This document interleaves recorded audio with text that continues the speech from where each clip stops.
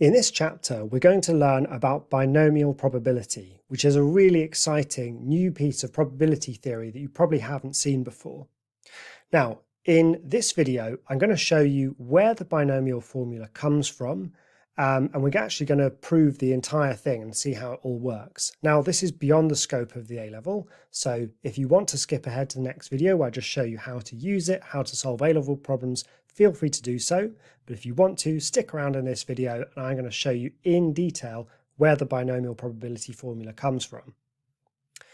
All right, now that I'm only left with the people who are brave enough to see this, let's get going. So check this out. What I've got here is a simulation of a board with some pegs in it, and I can drop some balls down and they'll fall down through this pin board or peg board, and they'll fall into one of, well, in this case, 9 bins here. And you can see that there are a number of different things that can happen. And if I release lots and lots, you can see that they are not equally likely to land in each of the bins at the bottom. So in fact, they're much more likely to land in the bins in the middle than on the edges. Now, the question I want us to answer in this video is what's the probability that it lands in one of these bins? Now, to make things a little bit more interesting, rather than the pegs meaning it's 50-50 which side it goes to, let's tilt the pegs so there's now a 0.6 chance that it goes right. So if I release them now, you can see there is a slight preference for moving right. So the histogram being drawn at the bottom has a slight skew over to the right-hand side. So you can see that we have had one ball that's landed on the right-hand bin here, but none over on the left. It's 2 now, and you can just start to see it's got a slight lean to the right-hand side, which it didn't have before.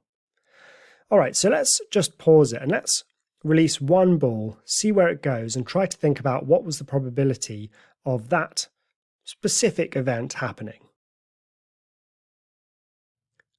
Okay, so I think that ball, it went right, then left, then right, then right, then right, then right, then left. So it landed in bin 6. So what's the probability of that precise event happening? Well, what had to happen? It had to go right once, it had to go right again, then it had to go left once with probability 0.4, then it had to go right 4 times, so once, twice, 3 times, 4 times, and then it had to go left once at the end. So that can be summarized by saying that's 0.6 to the power 6 times 0.4 squared, because the event going right, which has a probability of 0.6, had to happen 6 times, and the event going left with probability 0.4 must have happened twice. All right, so in order to figure out what's the probability of landing in this bin in general, I'm going to need to know what's the probability of all the different paths that land in that bin, and then figure out some way of adding them all up. Well, we can think about what's the probability of a different path landing in that bin. So consider this one, for example. The ball could have gone left and then right and then right, then left, then right, then right, then right, then right. And that would have also taken it to that bin. And if I keep track of all of that, it went left with probability 0.4, then it went right twice, then it went left once, and then it went right a further 4 times. Now, if we neaten this all up, we have exactly the same thing as above. It's 6 instances of going right and 2 instances of going left. So I hope you can see now intuitively that if you've landed in bin 6, it must be because you went right 6 times and left twice. If you didn't, you would have landed in a different bin. So all we actually need to do, now that we know the probability of each of the individual paths leading to this bin, is think how many different paths take you there. So how many different ways are there to work your way as a ball falling through this board and land in bin 6? Now, here's a nice way of thinking about it. You need to make 8 moves, and you need to choose 6 of them to move right on. So an alternative way of phrasing the question is, how many different ways are there to choose 6 of your moves to be right from 8? Well, we've got a mathematical function for that. It's called the choose function. Now, you'll see it written sometimes like this, 8 choose 6. You'll sometimes see it written like this, 8 choose 6. So either of those are acceptable ways of writing it. I'm going to use this one here. Now, there's 2 ways we can work it out. In practice, we're going to use the calculator, which I'll show you in a second. But the choose function does have a formula, and it's this. If we want to work out 8 choose 6, it's 8 factorial, so the number on the top factorial, divided by 6 factorial, that's the number on the bottom factorial, times 2 factorial, and that's because 2 is the difference between 8 and 6. Now, remember 8 factorial is 8 times 7 times 6 times 5 times 4 times 3 times 2 times 1. And that's what the factorials mean. And when we work all of this out, we get 28 as our answer. Okay, so what does that mean?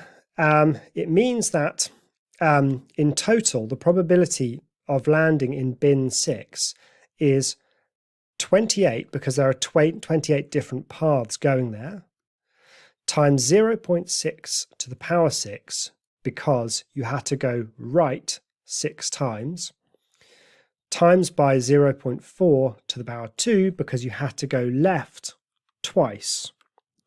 Key all of this into a calculator, and we get 0.209.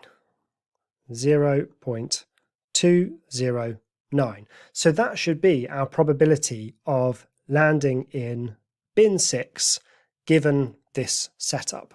Very quickly, I'll just show you where this choose function is. So it's on the Casio ClassWiz calculator. It's just above the divide button. You see this NCR. So if we want to do 8 choose 6, it's 8, and then go for shift, and then the divide button to get choose. So 8C6, 8 choose 6, and it's 28. So that's where that number came from there. Okay, just for fun, let's have a look at a different situation. So now we've got 10 rows, and the probability of going right is 0.35. So there's going to be a skew to the left now. So if I release loads of them, you can see that there's more likely to move to the left than the right, and we get this sort of skewed distribution here. So using what we know already, can we find the probability that a ball, for example, lands in bin 4, let's say? So let's think our way through this. If it lands in bin 4, so if it drops down here, it must have, out of its 10 moves, gone right 4 times and left 6 times. So going right 4 times is, and the probability, let's just write this down here, the probability of going right in this instance was 0.35, and the probability of going left was therefore 0.65.